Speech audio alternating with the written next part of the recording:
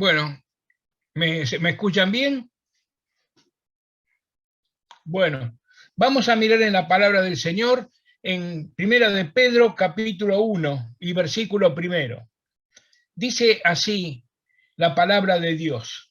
Pedro, apóstol de Jesucristo, a los expatriados de la dispersión en el Ponto, Galacia, Capadocia, Asia y Bitinia, elegidos según la presciencia de Dios, Padre, en santificación del Espíritu, para obedecer y ser rociado con la sangre de Jesucristo.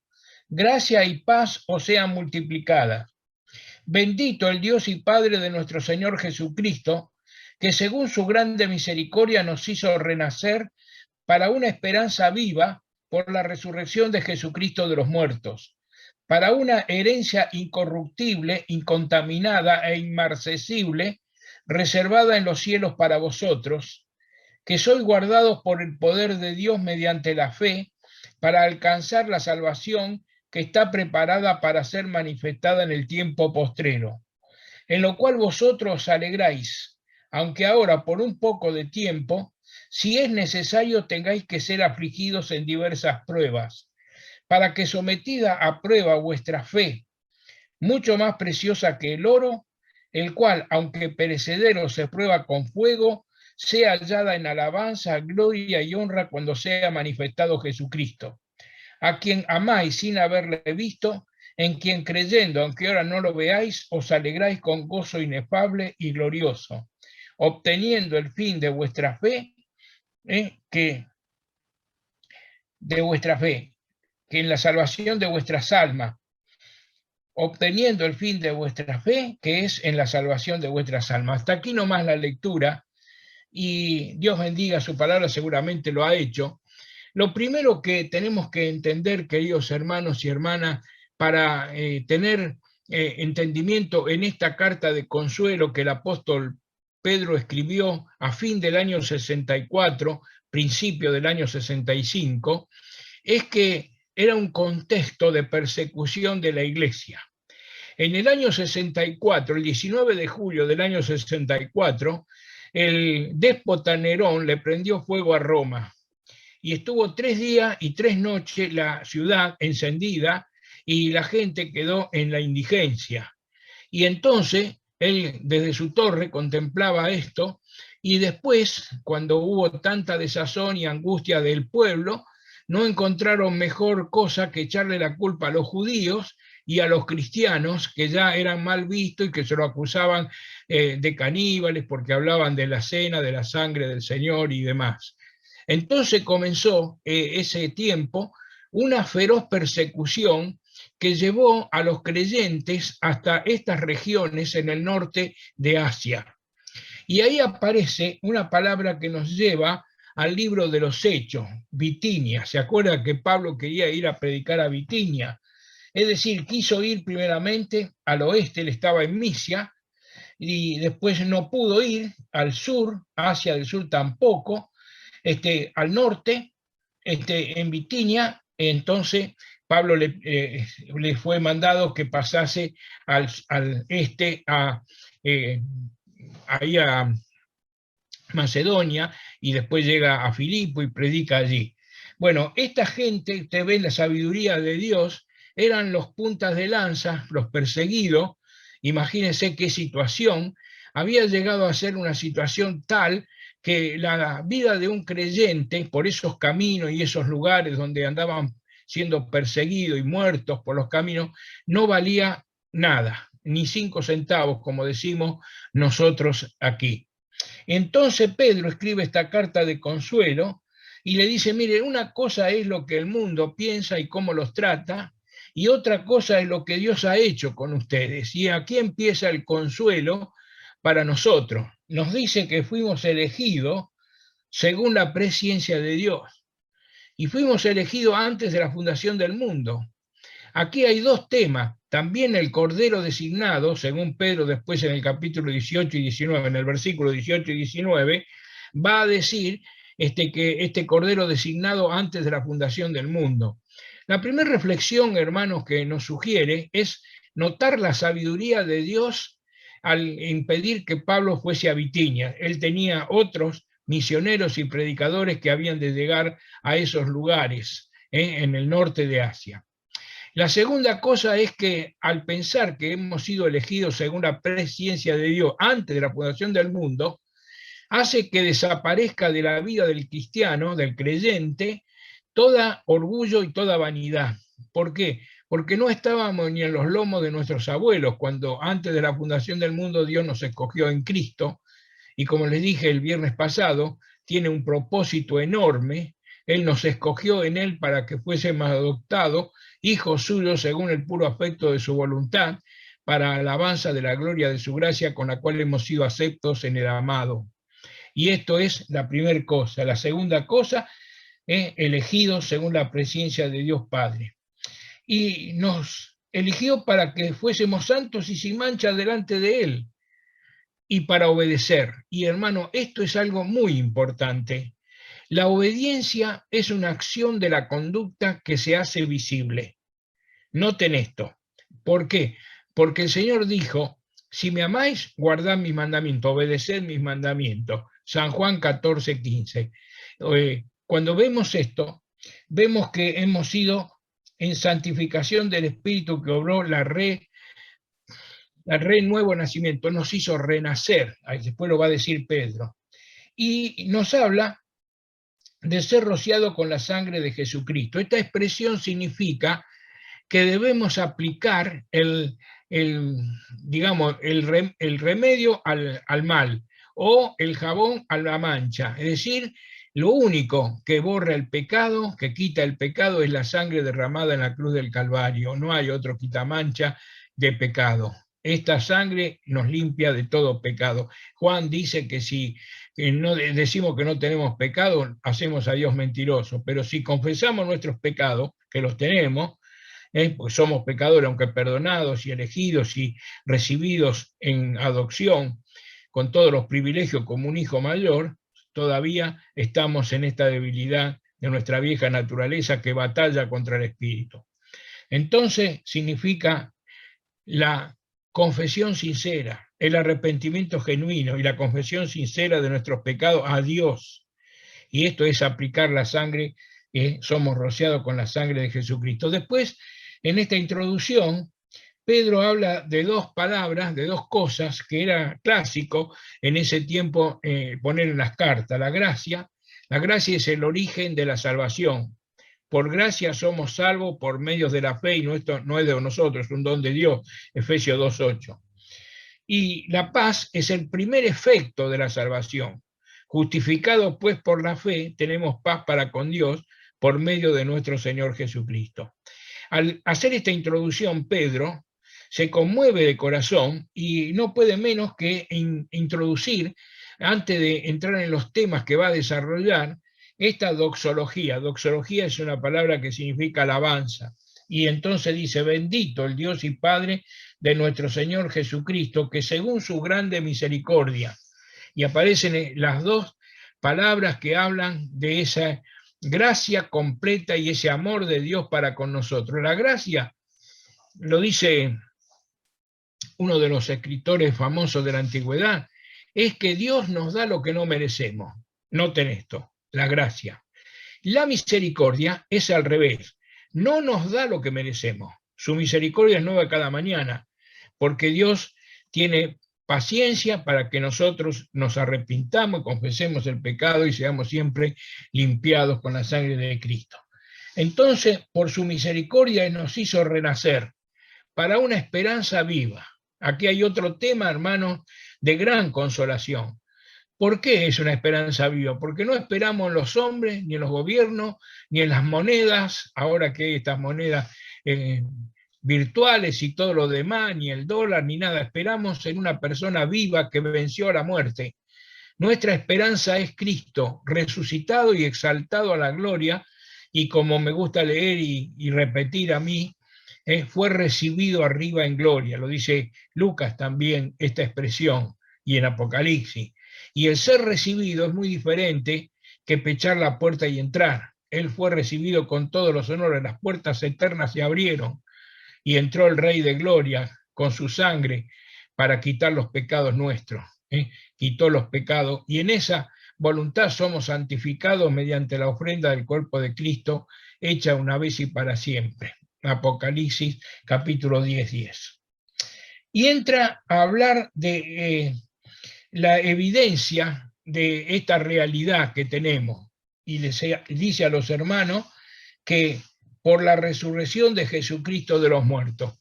Queridos hermanos y hermanas, la evidencia de la tumba vacía es nuestra seguridad. Nos muestra que la resurrección, el poder más grande de Dios, se manifestó venciendo a la muerte y sacó a luz la vida. Y esa tumba vacía es la evidencia de que también van a resucitar los muertos que han dormido en el Señor, y nosotros seremos transformados y estaremos para siempre con el Señor.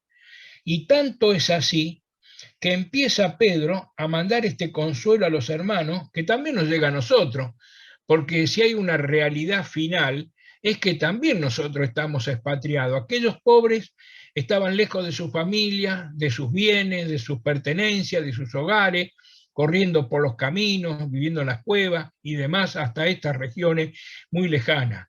Pero nosotros, como dice Pablo, también tenemos nuestra ciudadanía en el cielo, ahí en Filipenses 3:20. Entonces, estamos fuera de nuestra patria, somos expatriados, pero tenemos una ciudad con fundamento que esperaban los antiguos y que es para nosotros el destino seguro donde Cristo está preparando lugares para nosotros. Y dice que tenemos entonces esta esperanza viva que nos habla y está avalada por la resurrección de Jesucristo de los muertos. Fíjense qué ánimo que nos da esta expresión. Y entonces habla de una herencia que tenemos. Y aquí hay algo maravilloso, de mucho consuelo. Fíjese, esta es una herencia que es incorruptible, es decir, el pecado no la afecta. Es también una esperanza incontaminada, no la agarra ni pandemia, ni endemia, ni ninguno de los virus que andan dando vueltas. ¿Saben por qué? Porque no está aquí, está reservada en los cielos para nosotros. Fíjese, fuera de este alcance. Y además es inmarcesible, que es una palabra que usamos poco, pero que sabe qué significa, que no se marchita. Acá nosotros a veces nos asombramos viendo, por ejemplo, una rosa que Dios ha hecho, como cantaban los del Trío Mar del Plata, frente a una flor no se puede negar la presencia y la existencia de Dios. Y uno ve una flor y siente su perfume, y de repente con el sol y los días se marchita y pierde su brillo. Pero no es así con nuestro Señor, con nuestra herencia que tenemos en los cielos. Tanto es así, queridos hermanos, que en el cielo no hay ni sol ni luna, porque Cristo es la lumbrera. Y no hay ni día ni noche, porque Él es de un brillo permanente, una transparencia absoluta. Y esto es lo que está diciendo Pedro de consuelo para los hermanos. Está reservada esta herencia para nosotros en los cielos, para vosotros. Ahí lo dice en la palabra del versículo 4. Es decir, que nos muestra como una ilustración, como si fuese una bóveda que está lejos de aquí, guardada, una bóveda que digamos de una seguridad absoluta. Pero, ¿qué pasa? Muchas veces la herencia que han recibido personas, se ha hundido el barco o se cayó el avión donde iban a buscar la herencia que se recibía y nunca se contactaron. Pero saben una cosa, hermanos y hermanas, esto no va a pasar así con nosotros. ¿Por qué? Miren lo que dice el versículo 5, que somos guardados por el poder de Dios mediante la fe. La herencia está guardada y nosotros somos guardados mediante la fe.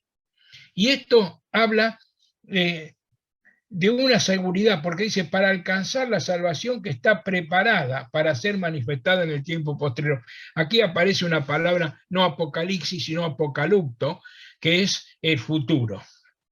Apocalipsis es un velo corrido, presente, pero apocalupto habla que en el tiempo postrero, y eso es lo que estamos esperando, la aparición gloriosa de nuestro Señor Jesucristo. Dice que está preparada para ser manifestada.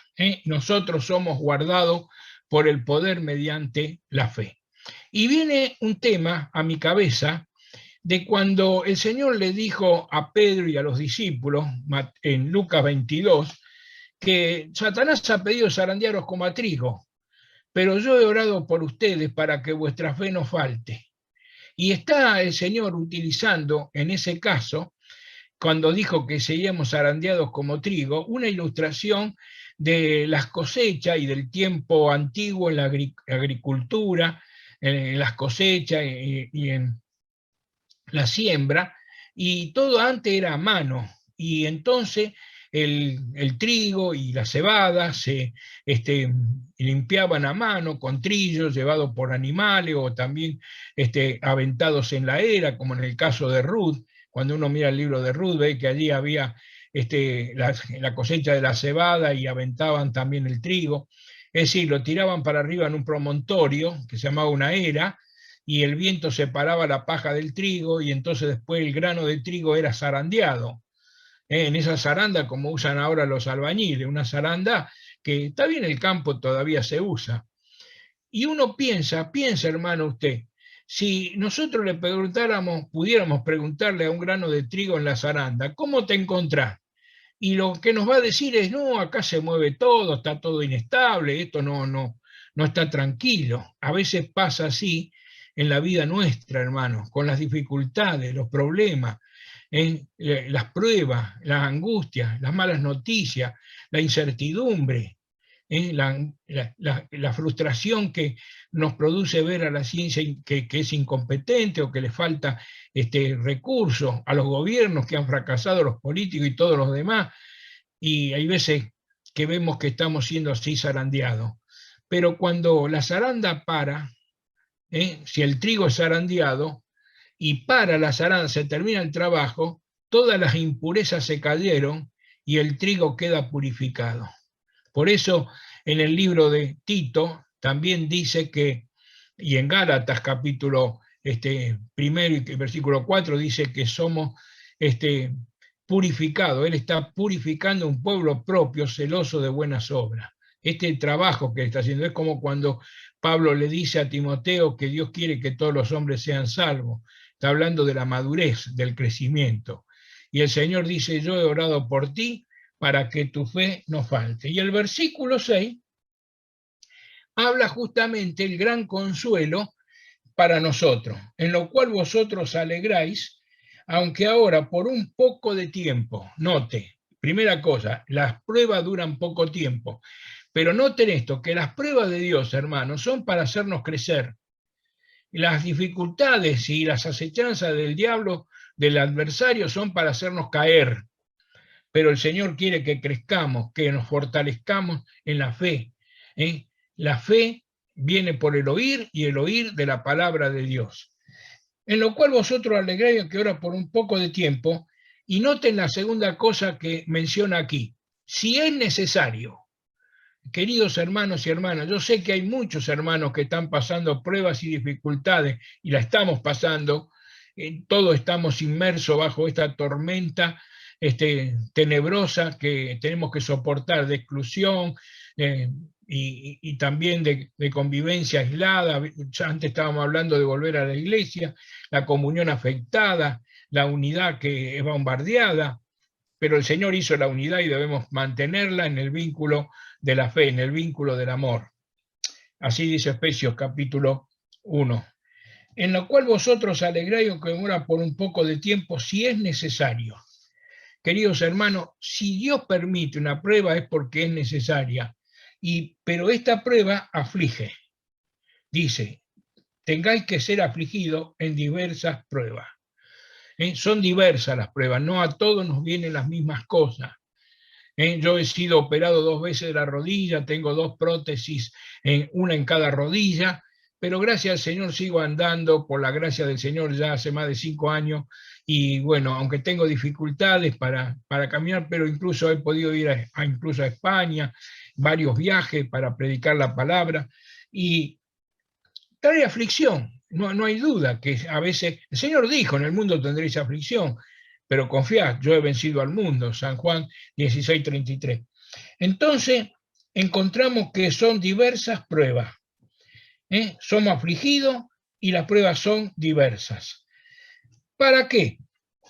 Para que sometida aprueba vuestra fe mucho más preciosa que el oro, el cual, aunque perecedero, se prueba con fuego, sea hallada en alabanza, gloria y honra cuando sea manifestado Jesucristo. Aquí aparece esta palabra, manifestado es Apocalipsis, es decir, cuando en medio de la prueba, en medio de las dificultades, se vea el carácter de Cristo en nuestras vidas. Esta es la prueba que nosotros, no es para que miremos al otro hermano, sino para que nosotros podamos valorar si estamos fortalecidos en la fe. Querido hermano, el justo vivirá por la fe. Fue una de las premisas de la Reforma y lo es todavía una premisa en la palabra del Señor. Y ustedes saben cómo es la ilustración de esta palabra aquí, el oro más la fe más preciosa que el oro. Imagínense, hermanos y hermanas, qué ánimo que nos da. Si uno se presenta en la ventanilla celestial con un lingote de oro, ¿sabe qué va a pasar? Lo van a usar para el piso, porque las calles son de oro. Es como si uno donara un ladrillo o un cerámico o un, ¿cómo se llama ahora eso que son muy brillosos, que lo usan para los pisos? Bueno, pero la fe es el dinero del cielo. La ventanilla celestial se conmueve y se abre cuando nosotros con la fe nos aferramos a las promesas del Señor y reclamamos estas promesas para ponerlas para la gloria de Dios, para la obediencia a su palabra, para el crecimiento de los creyentes, para la educación de los y para la salvación de los pecadores. Miren, en esta ilustración, así como la zaranda hablaba del tiempo de la cosecha, cuando en la antigüedad se purificaba el trigo, esta prueba de la fe es como el oro que es probado con fuego. En ese tiempo, los orfebres usaban todo a mano, no se dan cuenta, ¿no? Usaban un bols, vieron como las hermanas tienen en la cocina un bol que es así bien redondito. Bueno, antes era de bronce y tenía más o menos entre 1 pulgada y 35 milímetros, 3,5 centímetros de espesor. Y eran muy pulidos el crisol, como los espejos no había vidrio todavía, los espejos eran de bronce, era bronce bruñido, y se podía ver el rostro. Bueno, este crisol era así, muy brillante, muy lustroso, muy fuerte, y lo ponían en el fuego. Entonces le ponían bastante fuego y oro, y empezaba el orfebre, el oro, la plata, con una cuchara de madera, mientras el fuego iba calentando, iba produciéndose las transformaciones en el oro, iba sacando las impurezas que iban subiendo para arriba. Y entonces iba sacando las impurezas, iba sacando la impureza, y ¿sabe cuándo sabía él que tenía oro puro? Cuando podía ver el rostro del orfebre a través del oro líquido en el fondo del crisol. Esta era la prueba que hacían con el oro, para tener oro purificado, oro puro. Y hermanos, también nosotros podemos mirar nuestras vidas. Y si nuestras vidas son zarandeadas, estamos pasando aflicciones y pruebas, tenemos que ver que en nuestra vida y en medio de la prueba, Jesucristo sea, como dice aquí, sea hallado para alabanza, gloria y honra cuando sea manifestado Jesucristo. ¿Cuándo? En medio de la dificultad, en medio de la prueba, en medio de la angustia. Tenemos que mantener ese carácter del Señor, ese temperamento, ese dominio propio, esa capacidad de ser eficaces en hablar de las glorias del Señor, anunciar las virtudes del Señor Jesucristo. Esta es la prueba que necesitamos. No es para que Dios sepa. Dios sabe todo, mira nuestro corazón. Es para que nosotros vayamos fortaleciéndonos en la fe, perseveremos en la fe, que echemos mano siempre, siempre de la vida eterna. Eso es lo que Pablo le aconseja a Timoteo. Aquí tenemos, hermano, un pasaje maravilloso que nos habla de esa gracia enorme, enorme de Dios que nos ha preparado esta herencia en los cielos, reservada para nosotros, guardada por el poder de Dios. Y fíjese, aquí dice una herencia incorruptible, no la contamina el pecado ni la corrupción, incontaminada, no la agarra la pandemia, inmarcesible, reservada en los cielos para vosotros, que también somos guardados nosotros por el poder de Dios. Y aquí entra esa suficiencia de nuestro Salvador. Todo poder me es dado en el cielo y en la tierra. Todo poder, toda potestad, dice el Señor, es poder y autoridad. Y cuando uno mira al final en el libro, como les leí el otro día, de Apocalipsis 11, uno ve el resultado del triunfo de Cristo, de esa obra hecha de absoluta justicia, y por eso es estable, y por eso es segura, y por eso es trascendente, porque emerge de la justicia satisfecha. Él pagó el precio absoluto para nuestra redención. Y la prueba de la resurrección es la aprobación celestial. El Padre lo resucitó y lo ascendió a su gloria y lo sentó a su diestra. Y le vuelvo a decir lo que les dije, y tal vez lo repita porque es una de las frases que yo tengo como sobre mi corazón, que el Señor tiene todo el poder ejecutivo del universo, estando a la diestra del trono del Padre. Un día Él va a tener su propio trono, cuando establezca su reino de justicia, y nosotros reinaremos con Él. Y Él regirá las naciones con vara de hierro por 1000 años, y luego después entregará los reinos reconquistados al Padre, para que todo venga a ser el todo en todo. Nuestro Dios es el todo en todo. Así que tenemos esta grandeza del Señor, el poder del universo en sus manos. Y también esto significa la eternidad. ¿Por qué? Porque como una justicia satisfecha, es sólida, consolidada, no se mueve. Y a veces le digo a los hermanos, esto lo decía Barnous, un gran maestro de niños, que a veces nosotros, con esto de que hemos sacudido, afligido en diversas pruebas, y como estamos ahora también pasando dificultades y situaciones adversas, a veces nosotros podemos temblar. Y sí, porque somos frágiles, hermanos y hermanas. Pero hay una cosa que decía Barnous, y es verdad, estamos parados sobre la roca inconmovible de los siglos. ¿Se acuerda que les di un versículo el otro día de la gratitud en Hebreos 12:28? Vuélvalo a subrayar en su Biblia. Habiendo recibido nosotros un reino inconmovible, no se mueve. Nosotros podemos temblar sobre la roca, pero la roca debajo de nuestros pies no se mueve, no tiembla. La seguridad absoluta es que estamos en Cristo, en el verdadero, a Él sea toda la gloria. Queridos hermanos, aquí tenemos un pasaje de gran animación para nosotros, y espero y deseo que, así como me ha animado mucho a mí, y lo tengo en el corazón juntamente con esa expresión de la grandeza del Señor que suple nuestra pequeñez, también lo veo al Señor por encima de todas las miserias y todas las dificultades humanas, por encima. Le menciono lo último. ¿Se acuerda cuando los discípulos estaban en la barca, el Señor los hizo subir para que fuesen a la otra orilla? En Mateo capítulo 11, 14. Entonces dice que a la noche le agarró la tormenta y las olas venían queriéndose meter adentro de la barca. Y el Señor aparece caminando por encima de las olas. Siempre el Señor está por encima de nuestras dificultades, por encima de nuestra debilidad. Su grandeza suple nuestra pequeñez.